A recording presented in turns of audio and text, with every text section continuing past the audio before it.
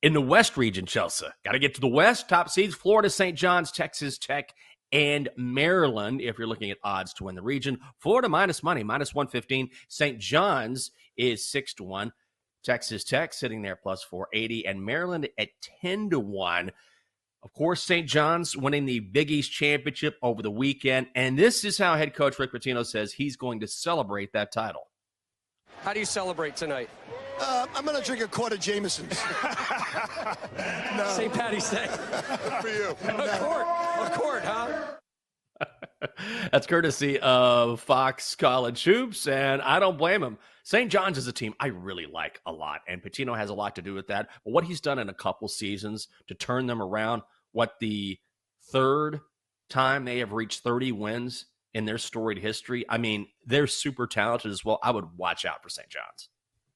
Yeah, 22-1. I think that's a really good price on a team that looks like the it team of college hoops this year. And I was talking about this on Twitter yesterday, is that we have the list of teams that have won the national championship in the last 20 years. And if you look at all the names, like it's nothing but big name coaches and like Kevin Ollie, like that's it. It's like Dan Hurley, Hurley, Bill Self, Scott Drew, Tony Bennett, Jay Wright, Roy Williams, Jay Wright, Coach K, and the list goes on and on. So when you look at this West region, it feels like a who's who of all these big name coaches. Rick Pitino, you've got Bill Self, you've got Coach Cal, you've got Dan Hurley, and then you have Florida, who's the top overall seed. So for me, the West is like the region of death. So if St. John's can survive this region, I certainly feel like they can win it all. I would not be shocked if the winner of the national championship comes out of the West.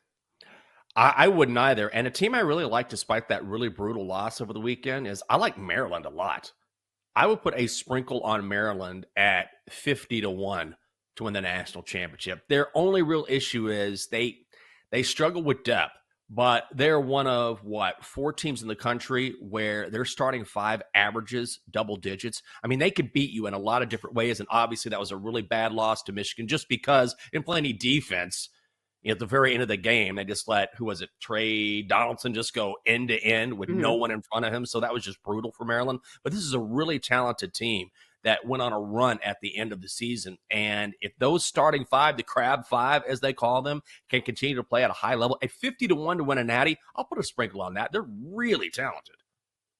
I think if their draw was a little bit better, but if you struggle with depth and you potentially have to face Florida, to get to the Final Four, that's not a matchup that I would put my money on Maryland. And even their first round game, like Grand Canyon has some players. If Memphis is healthy and they beat Colorado State, I don't know. That bracket is just really tough. Oh, absolutely. I like the value of 50-1, but your point is well taken, man. Bracket of death.